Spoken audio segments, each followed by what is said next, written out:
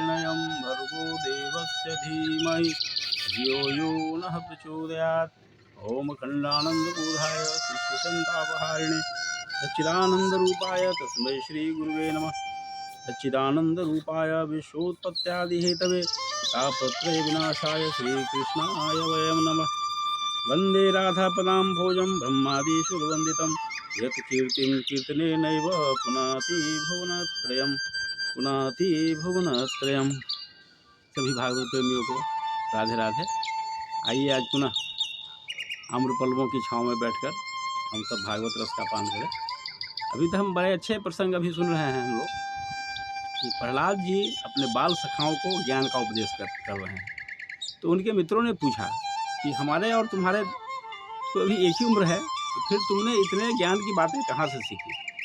तो प्रहलाद जी ने उनको बताया कि उनकी माँ जब नारद जी के आश्रम में थे तो नारद जी के उपदेशों को उन्होंने माँ के घर में ही सीख लिया। ये बहुत बड़ी बात है। आज के दौर में अब विज्ञान ने भी इस चीज़ को साबित किया है कि बच्चा सब कुछ अपनी माँ के पेट में ही सीखता है। माँ के गर्भकाल के दौरान शारीरिक कष्ट तो उसे ज़रूर होते हैं, लेकिन माँ का चिंतन, माँ के विचार से वह 80% प्रभावित होता है। ये बात तो विज्ञान सम्मत है।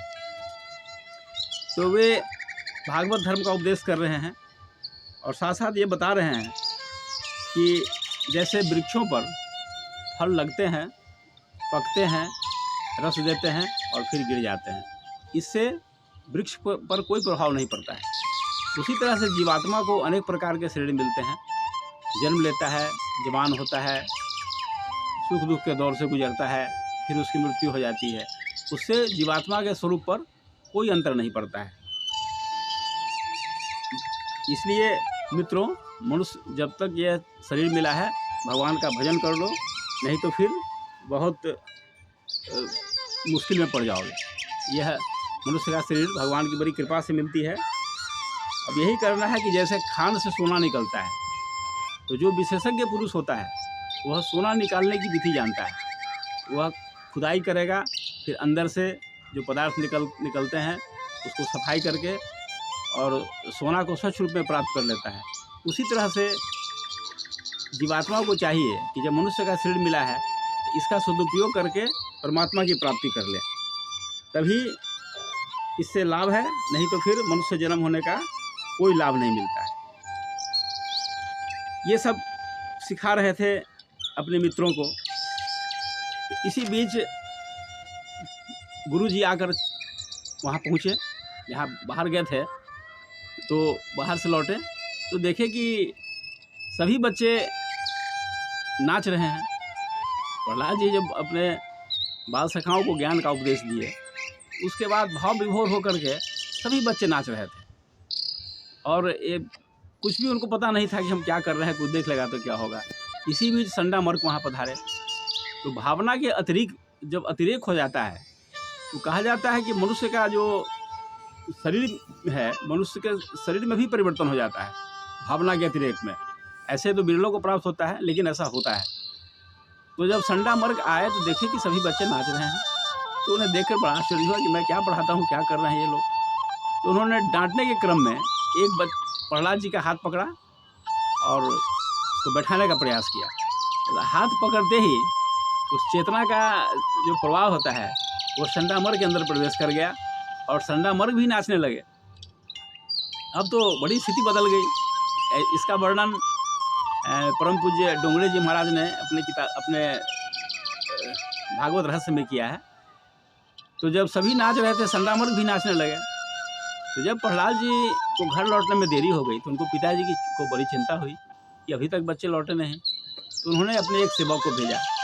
सेवक आए, गुरुकुल में देखते हैं कि सभी लोग नाच रहे हैं, संडा मर्ग भी नाच रहे हैं कीर्तन करते हुए। तो उनको भी बड़ा आश्चर्य हुआ। तो वे संडा मर्ग के हाथ पकड़ करके खींचे कि क्या कर रहे हो जी। तो संडा मर्ग का हाथ पकड़ते ही वो भक्ति का आवेश उनके अंदर भी प्रवेश कर गया और वे भी नाचने लगे। फिर हिरण्यकश्यप ने दूसरे दूत को भेजा कि जाकर देखो, पहला दूत गया था अभी तक आया नहीं। तो दूसरा दूत आया, देखा कि यहाँ नृत्य हो रहा है और भजन हो रहा है भगवान का। उसने भी पहले वाले सेवक का हाथ पकड़ के खींचा, चलो क्या करने आए हो तुम यहाँ। बस वो भक्ति का आवेश उसके अंदर भी प्रवेश कर गया और वह भी नाचने लगा। इस तरह से हिरण्यकश्यपु सेवक भेजता गया और सब उस नृत्य में व्यस्त होते चले गए। अंत में जब हिरण्यकश्यपु ने देखा कि मैं जिसको भेजा हूँ बुलाने के लिए वो अभी तक कोई नहीं लौटा, तो अंत में हार करके वह खुद वहाँ गया।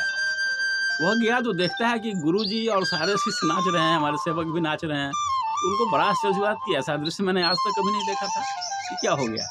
तो उसने भी एक सेवक को हाथ पकड़ के खींचना चाहा, लेकिन वह भक्ति का प्रवाह उसके अंदर नहीं गया। क्यों? ये भी आश्चर्य का विषय है, क्योंकि करंट वही बल्ब प्रकाश दे सकता है जिसका फिलामेंट अच्छा होता है। जिसका फिलामेंट ही टूटा हुआ हो उसमें करंट प्रवाहित हो ही नहीं सकता है। उसी तरह से भक्ति का फिलामेंट तो था ही नहीं हिरण्यकश्यप के अंदर, इसलिए जो चेतना, जो भक्ति का आवेश गुरुजी में, बच्चों में और सेवकों में प्रवाहित हो रहा था, वह हिरण्यकश्यप के अंदर प्रवाहित हुआ ही नहीं। और जब हिरण्यकश्यप को देखा उन बच्चों ने कुछ देर के बाद, तो सभी बच्चे रुक गए, नृत्य वहाँ बंद हो गया। और ये देखिए कि सब पर प्रभाव पड़ा उस भक्ति नृत्य का, लेकिन हिरण्यकश्यप पर कोई प्रभाव नहीं पड़ा, क्योंकि उसका फिलामेंट ही टूटा हुआ था भक्ति का।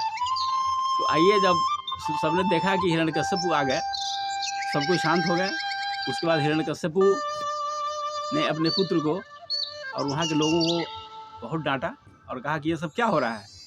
गुरुजी को भी डांटा, यही पढ़ाने के लिए मैंने अपने बच्चों को आपके यहाँ भेजा है, यही तुम शिक्षा देते हो, खुद नाच रहे हो बच्चों के साथ। मैंने क्या किस काम के लिए बच्चे को भेजा और तुम क्या कर रहे हो। और प्रहलाद जी को भी उसने डांटना शुरू किया। फिर आगे क्या हुआ, बड़ी रोचक कथा है, आप सब गौर से सुनेंगे और दूसरों के भी सुनाएंगे, दूसरों को भी शेयर करके इसमें इस पुण्य के भागी बनेंगे। क्योंकि आज के ज़माने में शेयर करके किसी को अच्छा संवाद देना, सत्संग में बैठाना, सत्संग में सुनने का मौका देना, ये भी एक धर्म प्रचार है, पुण्य का लाभ आपको मिलेगा। इसलिए आप इस संवाद को घर घर पहुंचाने का प्रयास कीजिए। आज इतना ही, धन्यवाद। ओम शांति शांति शांति, सर्वादिष्ट सुशांतिर्भवतु।